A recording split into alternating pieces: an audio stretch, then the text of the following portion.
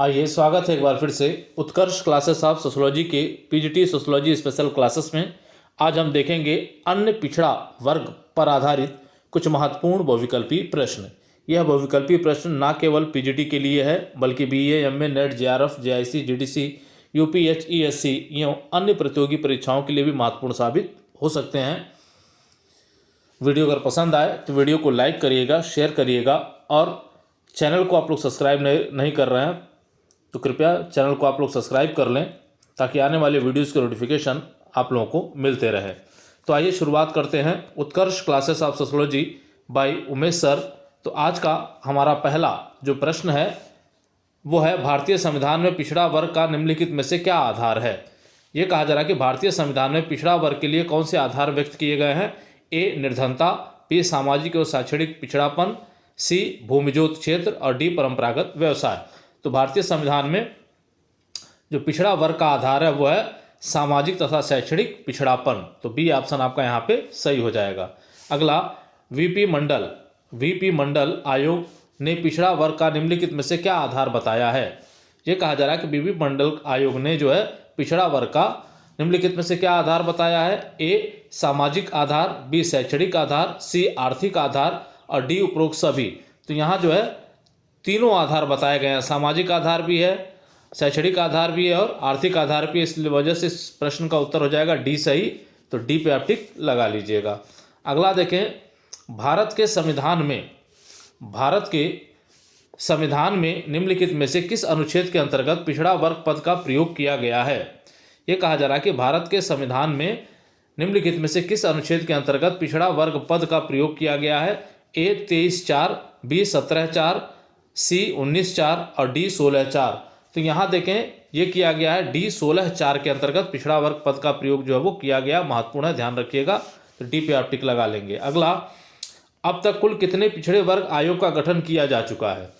अब तक कुल कितने पिछड़े वर्ग आयोग का गठन किया जा चुका है। ए, 1, बी, 3, सी, 2 और डी, 5। तो यहाँ सही उत्तर इसका है सी, 2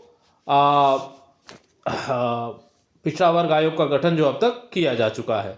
अगला देखें, भारत में पिछले हो गया, यहाँ पे देखिए पिछड़े कर लीजिएगा इसको। भारत में पहले पिछड़ा वर्ग आयोग का गठन कब हुआ। सही है, देखिएगा, भारत में पहले पिछड़ा वर्ग आयोग का गठन कब हुआ। ए, 1993 में, बी, 1979 में, सी, 1953 में और डी, 1956 में। तो यहाँ जो पहला पिछड़ा वर्ग आयोग बना था वो बना था जो है 1953 में। तो पांचवा का जो है सी उत्तर आप क्लिक कर लीजिएगा। अगला देखें, भारत में पहले पिछड़ा वर्ग आयोग के अध्यक्ष थे। भारत में पहले पिछड़ा वर्ग आयोग के अध्यक्ष कौन थे। ए, काका कालेलकर, बी, वीपी मंडल, सी, डॉक्टर राजेंद्र प्रसाद और डी, डॉक्टर BR अम्बेडकर। तो पहले जो अध्यक्ष थे, पहले पिछड़ा वर्ग आयोग के जो अध्यक्ष थे वो हैं काका कालेलकर। तो ए ऑप्शन आपका यहाँ पे सही हो जाएगा। अगला देखिए, भारत में दूसरे पिछड़ा आयोग का गठन कब किया गया। भारत में दूसरे पिछड़ा वर्ग आयोग का गठन कब किया गया। ए, 1993, बी, 1989, सी, 1953 और डी, 1956। तो ये जो है 1979 में किया गया। कब किया गया, 1979 में किया गया। तो यहाँ बी ऑप्शन पे आप टिक लगा लीजिएगा, 1979 में जो है दूसरे पिछड़ा वर्ग आयोग का जो है गठन किया गया था। अगला देखें, भारत में दूसरे पिछड़ा वर्ग आयोग के अध्यक्ष थे। भारत में दूसरे पिछड़ा वर्ग आयोग के अध्यक्ष कौन थे। ए, काका कालेलकर, बी, वीपी मंडल, सी, डॉक्टर राजेंद्र प्रसाद और डी, डॉक्टर BR अम्बेडकर। तो यहाँ देखें वीपी मंडल, इन्होंने जो है क्या किया, ये कौन थे जो है दूसरे पिछड़ा वर्ग आयोग के अध्यक्ष जो है वो हुए थे। अगला देखें, मंडल आयोग या वीपी मंडल आयोग जिसको कहते हैं, मंडल आयोग किस विषय की जांच के लिए स्थापित किया गया था। मंडल आयोग जो है किस विषय की जांच के लिए स्थापित किया गया था। ए, अनुसूचित जाति के, बी, अनुसूचित जनजाति के, सी, अल्पसंख्यक के, डी, पिछड़ा समुदाय के। तो ये जो वीपी मंडल आयोग जो बना था वो पिछड़े समुदाय के लिए बना हुआ था। तो डी ऑप्शन आपका यहाँ पे सही हो जाएगा। अगला देखें आप, दूसरे पिछड़ा वर्ग आयोग वीपी मंडल आयोग जिसको कहते हैं हम, द्वारा पिछड़ों के लिए कितने प्रतिशत आरक्षण की सिफारिश की गई थी जिसे स्वीकार कर लिया गया। ए 52%, बी 33%, सी 27% और डी 17%। तो जो है बीपी मंडल आयोग ने जो है पिछड़ों के लिए 27% आरक्षण की बात कही थी, जिसको बाद में वीपी सिंह सरकार ने जो है स्वीकार कर लिया था। तो सी ऑप्शन आपका यहाँ पे सही हो जाएगा। अगला देखें आप, संवैधानिक आधार पर अनुसूचित जाति, अनुसूचित जनजाति एवं अन्य पिछड़ा वर्ग के आरक्षण का सही प्रतिशत है। ये कहा जा रहा है कि संवैधानिक आधार पर जो अनुसूचित जाति को भी आरक्षण मिला है, अनुसूचित जनजाति को भी मिला है, पिछड़ा वर्ग को भी मिला है। ये पूछा जा रहा है कि सबका प्रतिशत कितना कितना है। ए अनुसूचित जाति 17%, जनजाति 7.5%, अन्य पिछड़ा वर्ग 27%। बी अनुसूचित जाति 15%, जनजाति 8.5%, अन्य पिछड़ा वर्ग 27%। सी अनुसूचित जाति 15%, जनजाति 7.5% और अन्य पिछड़ा वर्ग 27%। और डी अनुसूचित जाति 15% और जनजाति 7.5% और अन्य वर्ग जो है अन्य पिछड़ा वर्ग जो है वो 32%। तो यहाँ साफ तौर पे आप जान लें कि अनुसूचित जनजाति को जो है 15%, अनुसूचित जाति को 15% आरक्षण दिया गया था, जनजाति को 7.5% आरक्षण दिया गया था और अन्य पिछड़ा वर्ग को 27%। अभी पिछले वाले प्रश्न में हमने देखा। तो यहाँ पे आप देखिए ये जो ऑप्शन दिख रहा है वो दिख रहा है सी में। तो यहाँ देखिए अनुसूचित जाति को 15% का आरक्षण, अनुसूचित जनजाति को 7.5% आरक्षण और यहाँ देखें अन्य पिछड़ा वर्ग को 27% आरक्षण। कुल मिला जुलाकर कितने आरक्षण हैं? 49.5% आरक्षण जो अनुसूचित जाति, अनुसूचित जनजाति और अन्य पिछड़ा वर्ग को मिला हुआ है। चलिए अगला प्रश्न देखें, निम्नलिखित में से किस वर्ग के लोगों को पंचायती राज व्यवस्था में आरक्षण मिला हुआ है? निम्नलिखित में से किस वर्ग के लोगों को पंचायती राज व्यवस्था में आरक्षण मिला हुआ है? ए पिछड़ा वर्ग को, बी अनुसूचित जाति को, सी अनुसूचित जनजाति को और डी उपरोक्त सभी में। तो यहाँ देखिए उपरोक्त सभी को मिला हुआ है, तो डी ऑप्शन आपका सही हो जाएगा। यहाँ देखिए पिछड़े वर्ग को भी आरक्षण है, अनुसूचित जाति को भी है, अनुसूचित जनजाति को भी है और महिलाओं को भी आरक्षण इसके अंतर्गत दिया गया है। तो डी ऑप्शन आपका यहाँ पे सही हो जाएगा, उपरोक्त सभी। अगला देखिए, पिछड़ा वर्ग आयोग का गठन निम्नलिखित में से किसके द्वारा किया गया? पिछड़ा वर्ग आयोग का गठन निम्नलिखित में से किसके द्वारा किया जाता है? ये जो भी पिछड़ा वर्ग बनाया जाता है उसका गठन किसके द्वारा किया जाता है ये पूछा जा रहा है। ये उपराष्ट्रपति, बी राष्ट्रपति, सी राज्यपाल और डी प्रधानमंत्री। तो पिछड़ा वर्ग आयोग का गठन किया जाता है राष्ट्रपति के द्वारा। तो बी ऑप्शन आपका यहाँ पे सही हो जाएगा। चलिए, राष्ट्रीय पिछड़ा वर्ग आयोग अधिनियम कब पारित हुआ? राष्ट्रीय पिछड़ा वर्ग आयोग अधिनियम कब पारित हुआ? ए 1993, बी 1979, सी 1953 और डी 1956। तो यह हुआ जो 1993 में। तो ए ऑप्शन आपका जो यहाँ पे सही हो जाएगा, 1983। अगला देखें, राष्ट्रीय पिछड़ा वर्ग आयोग एक, ये कहा जा रहा है कि राष्ट्रीय पिछड़ा वर्ग आयोग एक ए गैर संवैधानिक निकाय है, बी संवैधानिक निकाय है, सी संविदात्मक निकाय है, डी उक्त में से कोई नहीं। तो यहाँ आप ध्यान दें, राष्ट्रीय पिछड़ा वर्ग आयोग जो है वो एक संवैधानिक निकाय है। तो बी ऑप्शन पे आप यहाँ टिक लगाइएगा, महत्वपूर्ण है, ध्यान रखिएगा। अगला, संविधान का कौन सा अनुच्छेद पिछड़ा वर्ग आयोग की बात करता है? संविधान का कौन सा अनुच्छेद पिछड़ा वर्ग आयोग की बात करता है? ए अनुच्छेद 340, बी अनुच्छेद 338, सी अनुच्छेद 342 और डी अनुच्छेद 335। तो यहाँ पे आप देखिए, तो जो अनुच्छेद 340 है आपका, ये जो है पिछड़ा वर्ग आयोग की बात करता है। इसी के तहत जो है राष्ट्रपति को अधिकार जो है दिए गए हैं पिछड़ा वर्ग आयोग को गठित करने का। तो आइए आगे चलते हैं। किस अनुच्छेद के अंतर्गत भारत के राष्ट्रपति किसी विशेष जाति को सामाजिक एवं शैक्षणिक रूप से पिछड़ा वर्ग के रूप में मान्यता देने की शक्ति रखते हैं? किस अनुच्छेद के अंतर्गत भारत के राष्ट्रपति किसी विशेष जाति को सामाजिक और शैक्षणिक रूप से पिछड़े वर्ग के रूप में मान्यता देने की शक्ति रखते हैं? ए अनुच्छेद 340 ए, बी अनुच्छेद 338 बी, सी अनुच्छेद 342 ए और डी अनुच्छेद 335 सी। किसके अंतर्गत है? तो यहाँ पे आप देखिए, तो ये शक्ति मिली हुई है अनुच्छेद 342 ए के अंतर्गत। किसके अंतर्गत? अनुच्छेद 342 ए के अंतर्गत। तो सी ऑप्शन आपका यहाँ पे सही हो जाएगा। तो 17 का आप किस पे लगाएंगे? सी पे लगा लेंगे। अगला, निम्नलिखित में से कौन सा अनुच्छेद राष्ट्रीय पिछड़ा वर्ग आयोग NCBC जिसको कहते हैं हम जो है की संरचना, कर्तव्य और शक्तियों से संबंधित है? ये कहा जा रहा है कि निम्नलिखित में से कौन सा ऐसा अनुच्छेद है जो राष्ट्रीय पिछड़ा वर्ग आयोग, राष्ट्रीय पिछड़ा वर्ग आयोग इसको NCBC की संरचना, कर्तव्य और शक्तियों से संबंधित है। ए अनुच्छेद 340 ए, बी अनुच्छेद 338 बी, सी अनुच्छेद 342 ए और डी अनुच्छेद 335 सी। तो किससे संबंधित है? तो यहाँ पे आप देखिए ये संबंधित है अनुच्छेद 338 बी से। तो बी ऑप्शन आपका यहाँ पे सही हो जाएगा, अनुच्छेद 338 बी। अगला देखें, राष्ट्रीय पिछड़ा वर्ग आयोग। राष्ट्रीय पिछड़ा वर्ग आयोग एनसीबीसी को संवैधानिक दर्जा कब प्राप्त हुआ? ये कहा जा रहा है कि जो राष्ट्रीय पिछड़ा आयोग है आपका, उसको संवैधानिक दर्जा कब प्राप्त हुआ है? ए 25 जनवरी 1993 को, बी 14 अगस्त 1993 को, सी 11 अगस्त 2018 को और डी 2 सितंबर 2018 को। फिर से सुन लें, ए 25 जनवरी 1993 को, बी 14 अगस्त 1993 को, सी 11 अगस्त 2018 को और डी 2 सितंबर 2018 को। तो यहाँ पे आप देखें तो ये संवैधानिक दर्जा मिला था पिछड़े आयोग को जो है 11 अगस्त 2018 को। तो सी ऑप्शन आपका यहाँ पे सही हो जाएगा। अगला, राष्ट्रीय पिछड़ा वर्ग आयोग निम्नलिखित में से किसके अधीन है? राष्ट्रीय पिछड़ा वर्ग आयोग निम्नलिखित में से किसके अधीन है? ए युवा एवं खेल मंत्रालय होना चाहिए था। चलिए इसको आप जो है सही करिएगा, युवा एवं खेल मंत्रालय, युवा एवं खेल मंत्रालय। बी मानव संसाधन मंत्रालय, सी सांख्यिकी मंत्रालय और डी सामाजिक न्याय एवं अधिकारिता मंत्रालय। तो ये जो राष्ट्रीय पिछड़ा वर्ग आयोग है वह जो है सामाजिक न्याय एवं अधिकारिता मंत्रालय के अधीन होता है। तो डी ऑप्शन आपका सही हो जाएगा। अगला देखें आप, राष्ट्रीय पिछड़ा वर्ग आयोग के वर्तमान अध्यक्ष हैं।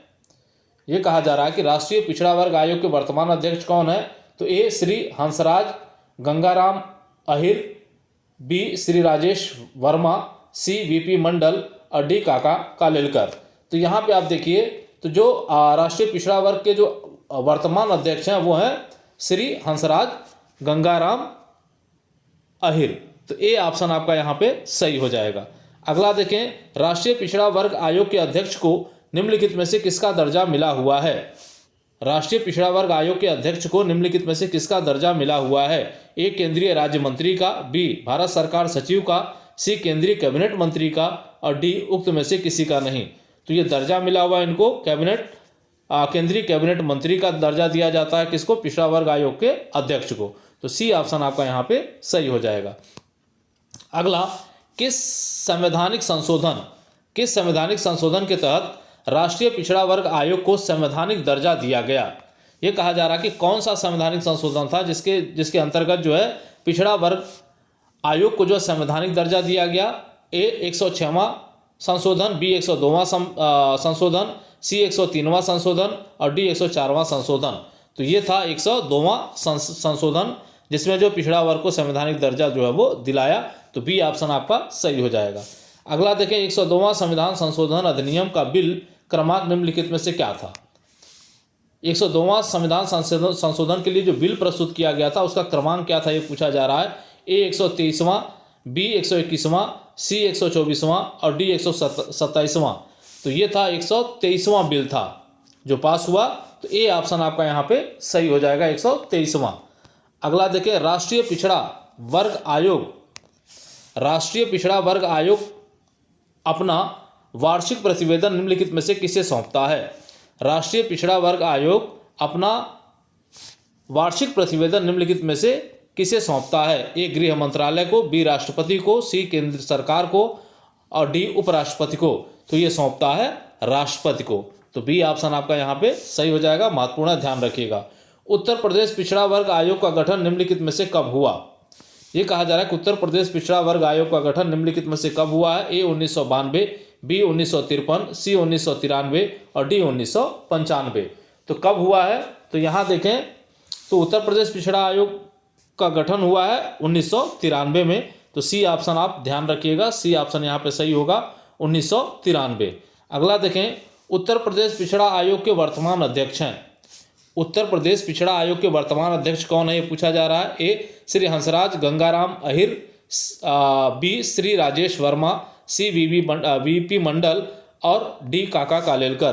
तो यहाँ देखिए उत्तर प्रदेश के जो पिछड़ा वर्ग आयोग के जो वर्तमान अध्यक्ष है वो श्री राजेश वर्मा जी हैं। तो यहाँ पे आप जो बी ऑप्शन आपका सही हो जाएगा, श्री राजेश वर्मा। तो बी पे आप टिक लगा लीजिएगा। जब राष्ट्रीय सर्व पिछड़ा वर्ग की बात की जाए तो राष्ट्रीय पिछड़ा वर्ग आयोग के वर्तमान अध्यक्ष तो वो हैं श्री हंसराज गंगाराम अहिर।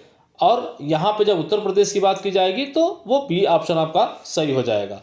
चलिए अगला देखें आप जो है, अगला प्रश्न हमारा है विंदेश्वरी प्रसाद मंडल, सॉरी एक बार फिर से हम लोग देख लेते हैं। विंदेश्वरी प्रसाद मंडल, जिसको आप बीपी मंडल कहते हैं, कि आयोग की रिपोर्ट के अनुसार गैर हिंदू जातियों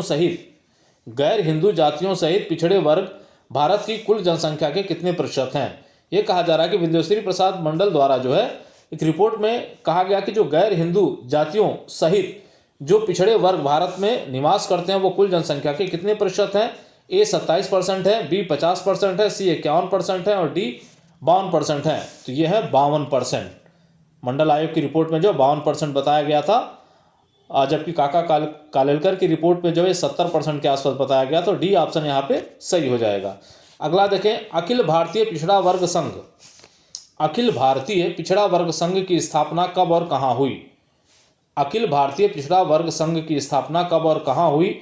ए 1947 लखनऊ, बी 1947 पटना, सी 1947 दिल्ली और डी 1947 जयपुर। तो ये देखें आप 1947 पटना में हुआ था ये। तो बी ऑप्शन आपका जो सही हो जाएगा। अखिल भारतीय पिछड़ा वर्ग संघ की स्थापना 1947 में हुई थी और कहाँ पे, तो पटना में हुआ था। अगला देखिए, भारतीय संविधान का कौन सा अनुच्छेद राष्ट्रपति को सामाजिक और शैक्षणिक रूप से पिछड़े वर्गों का पता लगाने के लिए एक आयोग की नियुक्ति का अधिकार है। ए अनुच्छेद 340(1), बी अनुच्छेद 338 बी, सी अनुच्छेद 342 ए और डी अनुच्छेद 335। तो किसमें है, तो यहाँ पे आप देखिए आयोग को नियुक्त करने का अधिकार राष्ट्रपति को कौन सा अनुच्छेद देता है, तो वो 340(1) देता है। तो ए ऑप्शन आपका यहाँ पे सही हो जाएगा, 340(1). अगला देखें, एनसीबीसी राष्ट्रीय अन्य पिछड़ा वर्ग आयोग,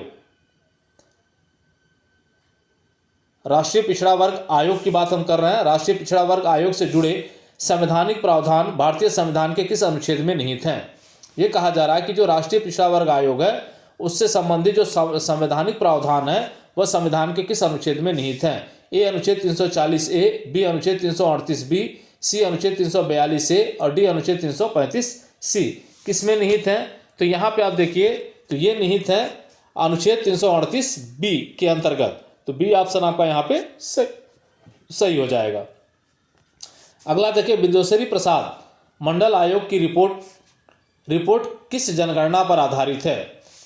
विंदेश्वरी प्रसाद मंडल आयोग की जो रिपोर्ट है वो किस जनगणना पे आधारित है। ए 1921 की जनगणना पे, बी 1921 की जनगणना पे, सी 1941 की जनगणना पे और डी 1951 की जनगणना पे। तो ये जो रिपोर्ट आधारित है जो है वीपी मंडल आयोग की, वो आधारित है 1931 की जनगणना पर। ए ऑप्शन आपका यहाँ पे सही हो जाएगा, 1931 की जनगणना पर। जाति आधारित अंतिम जनगणना थी।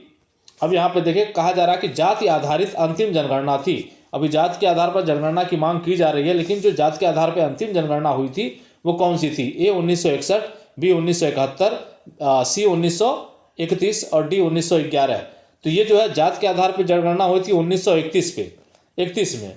तो सी ऑप्शन आपका सही हो जाएगा। और इसी 1931 की जाति आधारित जनगणना पर ही जो है वीपी मंडल का रिपोर्ट जो है वो बना हुआ है।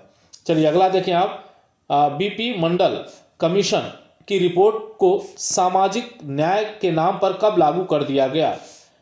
बीपी मंडल कमीशन की रिपोर्ट को सामाजिक न्याय के नाम पर कब लागू कर दिया गया। 1991 में, बी 1998 में, सी 1989 में और डी 1990 में। तो कब लागू कर दिया गया इसको जो है, तो यहाँ पे आप देखिए कि इसको लागू कर दिया गया 1990 में। डी बीपी मंडल की रिपोर्ट